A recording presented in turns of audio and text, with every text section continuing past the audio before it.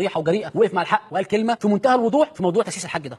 قال مفتي عام السعودية الشيخ عبد العزيز بن عبد الله آل الشيخ لMBC إنه يجب على المسلمين المجتمعين في المشاعر المقدسة لأداء مناسك الحج أن يبتعدوا عن العنصرية والتعصبات الجاهلية، وأن يدعوا للتآخي والمحبة والمودة.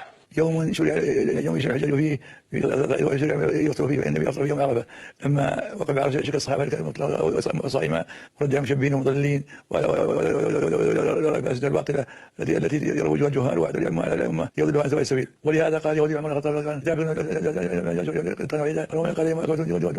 اليوم إني لا أعلم فيه وكذا وهو واقف عرفة. في ايه بجد؟ لا خلاص قفل على تاسيس الحاجه يا جماعه، تاسيس الحاجه ايه وتعالى ان شاء الله يتصلحوا ويروحوا السنه الجايه. قفل على الموضوع ده. في يا شيخ يا اخوانا انتوا مشغلين الفيديو بالعكس ولا ايه؟ مشغلينه بالعكس صح؟ هو كده وMBC عرضته كده عادي؟ يعني الراجل خد الكلمه عرضها كده عجبته قال الله هايل يا شيخ عرضها على التلفزيون؟ وانت ايه اللي انت فاهم حاجه؟ هو اللي قال لي ما انتش فاهم حاجه، مش تساله حتى بيقول ايه؟ يا جماعه هو ده مفتي السعوديه؟ هو ايه يا شيخ؟ ده انت كده حرفيا بتفتي.